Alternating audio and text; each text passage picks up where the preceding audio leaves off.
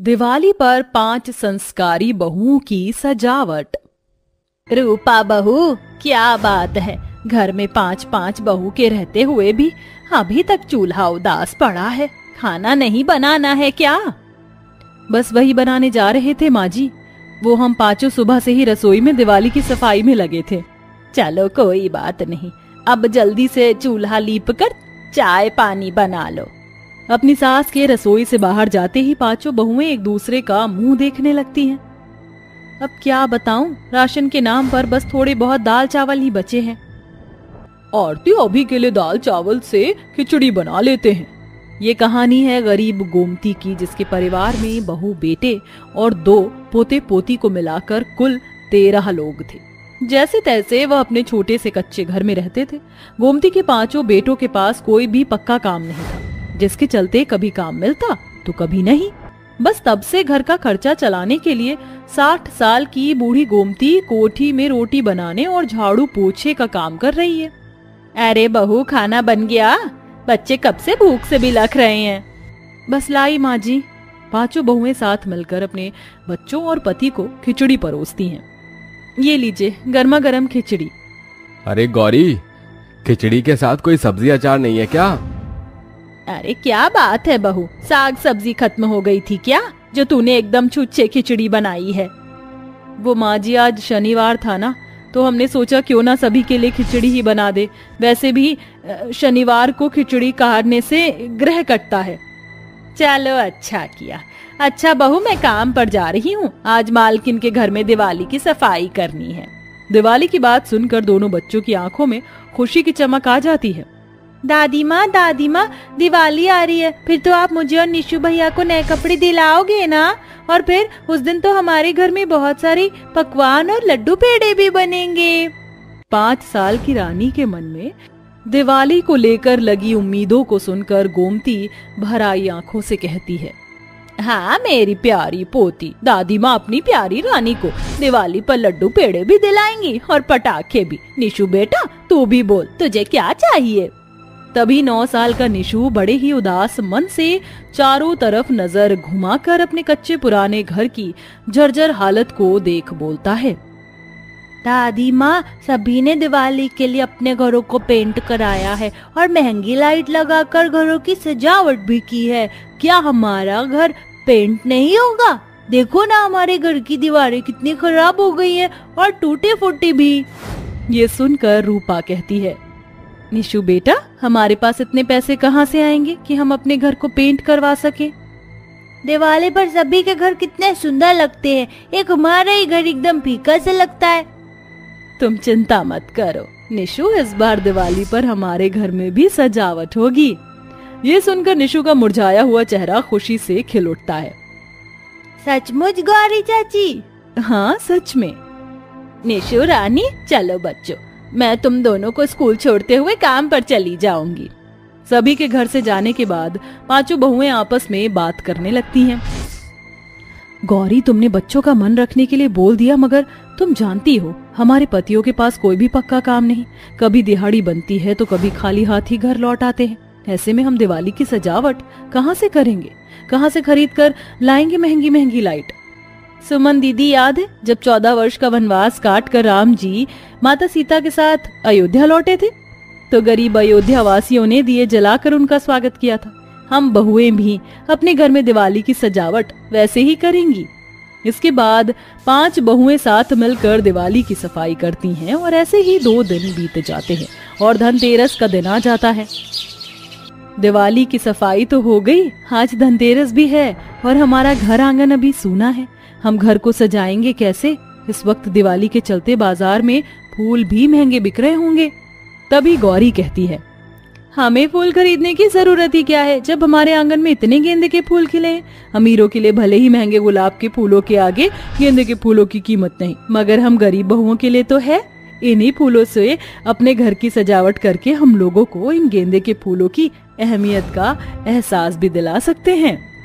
ठीक है गौरी, तुम, आरती और सुमन ये फूल तोड़कर इकट्ठा करो। तब तक मैं और ललिता दरवाजे पर तोरण बनाने के लिए आम और अशोक के पत्ते ढूंढ कर लाते हैं। इसके बाद 5 बहुएं सुई धागे में गेंदे के फूल गूंथकर आम ढेर सारी लड़ियां बनाकर दरवाजे के किनारों पर लगा देती हैं और उसके बीचों बीच आम के पत्तों का सुंदर तोरण बनाकर लटकाती हैं। पांचों बहुओं की सजावट जैसे एक गरीब का घर आंगन रौनक से भर जाता है।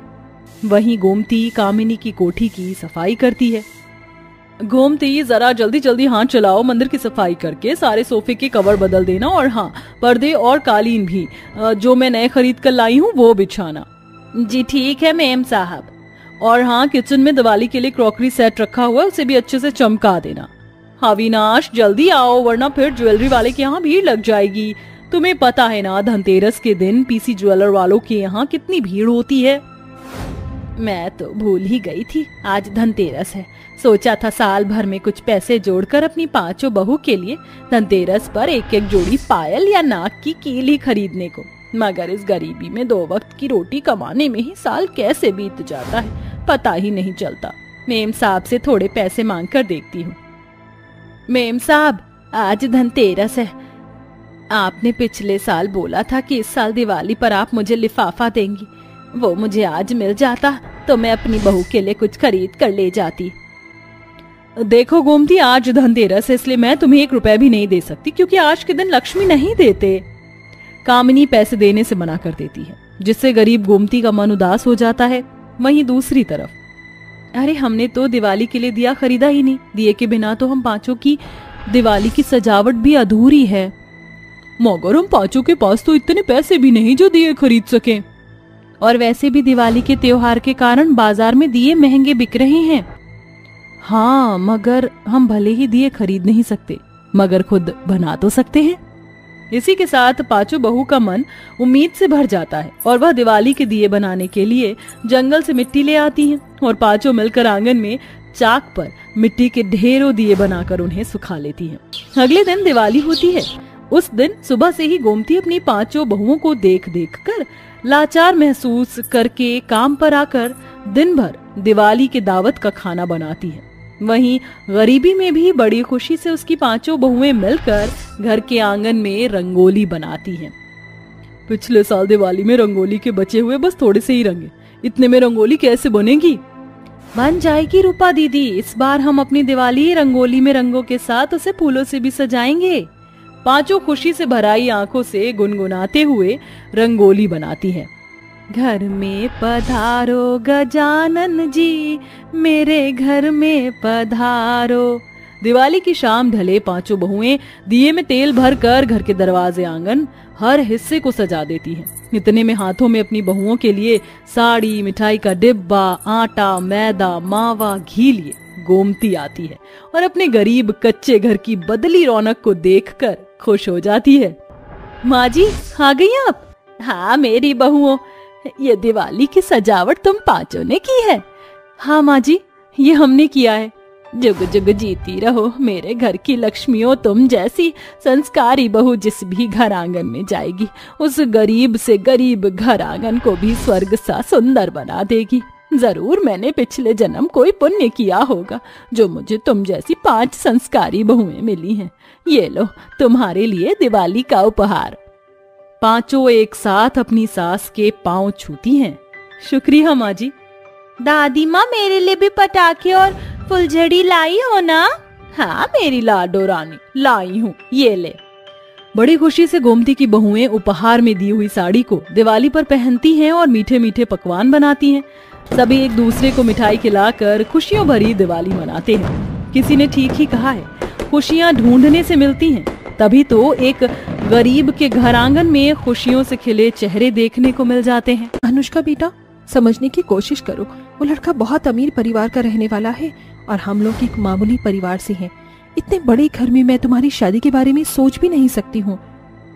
माँ जरा सोचो, अगर इतने अमीर घर में मेरी शादी होगी तो मैं कितनी ऐशो आराम से रहूंगी। आपकी जगह कोई और माँ होती तो शादी के लिए फौरन हाँ कर देती। अनुष्का और आरव एक कॉलेज में थे और दोनों एक दूसरे से बहुत ज्यादा प्यार करते थे। जहाँ आरव रईस परिवार का इकलौता बेटा होता है, वहीं अनुष्का एक मिडिल क्लास फैमिली से होती है।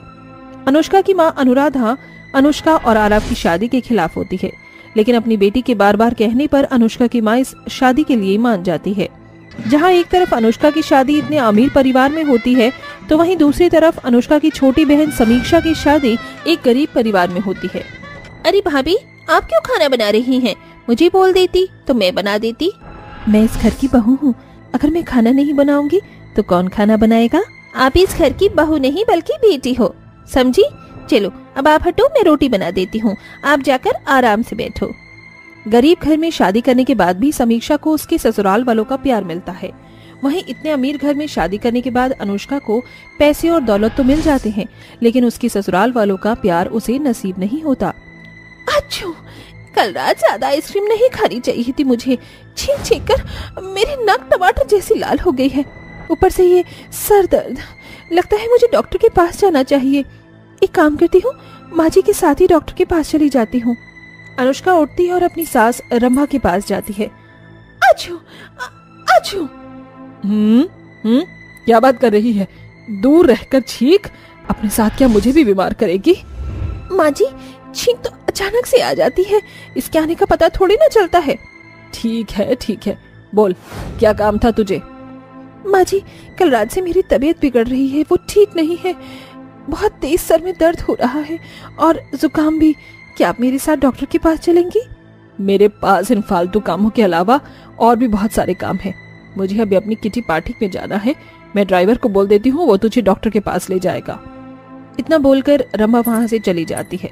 अपनी सास की बात सुन अनुष्का को बहुत बुरा लगता है, जिसके बाद अनुष्का अपने कमरे में जाती है, जहां वो देखती है कि उसका पति आरव लैपटॉप पर काम कर रहा है, जिसे देखकर अनुष्का उसके पास जाती है।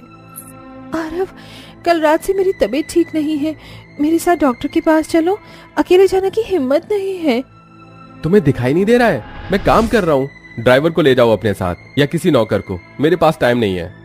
शादी से पहले तो तुमने मुझसे वादा किया था कि मैं तुम्हारा बहुत ख्याल रखूंगा, और अब देखो शादी को 1 महीना भी नहीं हुआ है और तुम अभी से ही ऐसा बर्ताव कर रही हो मेरे साथ। तुम्हारे लिए मैं इम्पोर्टेंट हूँ या तुम्हारा ये काम? मैं काम नहीं करूंगा ना तो तुम इस महल जैसे घर में रहने के बजाय एक झोपड़ी में रहोगी और तुम्हारे सारे ऐशो आराम भी हमेशा हमेशा के लिए खत्म हो जाएंगे। तो प्लीज मुझे डिस्टर्ब मत करो और जाओ यहाँ से। आरव की बात सुनकर अनुष्का की आंखों में आंसू आ जाते हैं और वो खुद ही डॉक्टर के पास चली जाती है। समय गुजरता है और करवा चौथ का दिन करीब आ रहा होता है। समीक्षा बहू, ये ले, ये कुछ पैसे रख ले। करवा चौथ आ रहा है ना, तो उसके लिए साड़ी खरीद ले। लेकिन माँ जी, ये पैसे कहाँ से आए? घर में तो पैसे थे ही नहीं। ये पैसे मेरी दवाई के थे। दवाई तो बाद में भी आ जाएगी, लेकिन ये तेरा पहला करवा चौथ है और हर लड़की के लिए उसका पहला करवा चौथ बड़ा ही खास होता है।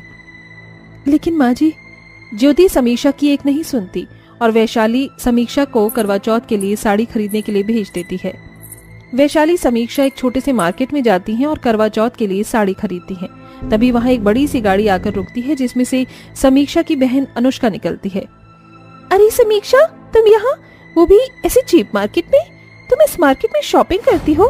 भाई मैं तो सारा और गुच्ची के अलावा कहीं और शॉपिंग नहीं कर सकती। यू नो मेरे हस्बैंड के पास कितना पैसा है। अनुष्का, मैं तुम्हारे लिए बहुत खुश हूँ कि तुम्हारी शादी इतनी अमीर घर में हुई है और तुम इतने ऐशो आराम से अपनी जिंदगी जी रही हो, लेकिन जितना हमारे पास है हमें उसमें ही खुश रहना चाहिए। जिनके पास पैसा नहीं होता वो हमेशा यही बात बोलते हैं। अनुष्का की बात सुनकर वैशाली को बहुत बुरा लगता है, लेकिन वो अनुष्का को कुछ नहीं बोलती और समीक्षा के साथ वापस घर आ जाती है। वहीं अनुष्का को पता चलता है कि करवा चौथ आ रहा है, तो वो बहुत खुश होती है और करवा चौथ रखने की तैयारी करने लगती है। माँ जी, करवा चौथ आ रहा है और ये मेरा पहला करवा चौथ है, तो क्या आप मेरे साथ शॉपिंग पर चलेंगी? सभी सास बहुएं मिलकर करवा चौथ की शॉपिंग कर रही हैं। मैं भी चाहती हूँ कि हम दोनों भी मिलकर करवा चौथ की शॉपिंग करें। बहू, तेरी सोच कितनी मिडिल क्लास है ना, और वो होगी भी क्यों नहीं, क्योंकि तू खुद एक मिडिल क्लास फैमिली से है। मैंने तो मना किया था ना कि इस मिडिल क्लास लड़की से शादी मत कर, लेकिन उसने मेरी बात नहीं मानी। अमीर घर में शादी होने के बावजूद भी तेरी थिंकिंग नहीं बदली। ये पकड़ पैसे और खुद जाकर जितनी मर्जी हो उतनी शॉपिंग कर, लेकिन मुझे इन बकवास चीजों में इन्वॉल्व मत कर। रंभा की बात सुनकर अनुष्का समझ जाती है कि भले ही उसकी शादी अमीर परिवार में हुई है, लेकिन यहाँ उसे पैसों के अलावा प्यार और केयर नहीं मिलने वाला। जिसके बाद अनुष्का खुद अकेले जाकर ही अपने करवा चौथ की शॉपिंग करती है। वहीं दूसरी तरफ समीक्षा की सास उसे अपने हाथों से समीक्षा के हाथों में मेहंदी लगाती है और समीक्षा का पति उसके लिए करवा चौथ का बाकी सामान लेकर आता है। अरे ये क्या यार, इतने सारे पार्लर में बात कर ली, लेकिन हर जगह पहले से ही मेहंदी की बुकिंग हो रखी है। मुझे भी पहले से ही बुकिंग कर लेनी चाहिए थी। अब तो मेरे पास एक ही ऑप्शन है, किसी छोटे पार्लर में जाकर मेहंदी लगाने का। अब यही करना होगा मुझे। अनुष्का अपनी गाड़ी में बैठती है और एक छोटे से पार्लर के सामने जाकर रुकती है। ये वही पार्लर होता है जिसमें समीक्षा की ननंद वैशाली काम करती है। अनुष्का जैसे ही पार्लर के अंदर जाती है तो वैशाली को देखते ही वो हैरान रह जाती है। अरे वैशाली, तुम यहाँ? तुम इस पार्लर में काम करती हो? जी, मैं इस छोटे से पार्लर में काम करती हूँ, लेकिन आप इतने बड़े होकर इतने छोटे से पार्लर में क्या कर रही हैं?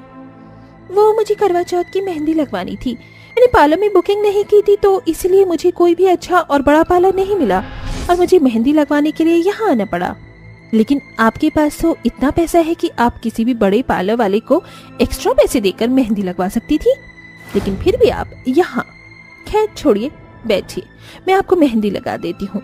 वैसे एक बात बताइए, करवा चौथ की मेहंदी तो सास अपनी बहुओं को खुद लगाती है, इसे काफी शुभ माना जाता है। अरे मैं तो भूल ही गई थी, अमीरों के पास कहाँ इतना टाइम होता है। लेकिन समीक्षा भाभी को तो मेरी माँ ने ही मेहंदी लगाई है और उनकी मेहंदी इतनी सुंदर लग रही है कि पूछो मत। वैसे एक बात बोलूं, छोटा मुंह बड़ी बात हो जाएगी। हमेशा पैसा ही सब कुछ नहीं होता। इतने अमीर घर में शादी होने के बाद भी आपके ससुराल वालों के लिए आपके पास जरा भी समय नहीं है। लेकिन हम इतने गरीब परिवार से हैं, फिर भी हम अपने परिवार को हर चीज से ज्यादा इम्पोर्टेंस देते हैं और उसके लिए समय निकालते हैं। इतने अमीर परिवार में शादी होने के बाद भी आपके चेहरे पर जरा भी खुशी दिखाई नहीं दे रही। वैशाली की बातें सुन अनुष्का को भी ऐसा ही एहसास होता है कि पैसों के चक्कर में उसने एक अमीर परिवार में शादी तो कर ली, लेकिन वो जिंदगी भर प्यार के लिए तरसती रहेगी। वैशाली की बात सुन अनुष्का को अपनी गलती का एहसास होता है और वो समीक्षा के पास जाकर उससे माफी मांगती है। समीक्षा भी अनुष्का को माफ कर देती है और अब जब भी अनुष्का को सास के प्यार की कमी महसूस होती तो समीक्षा की सास के पास जाती, जिसके बाद ज्योति, समीक्षा और अनुष्का को बिल्कुल माँ की तरह वो प्यार करती।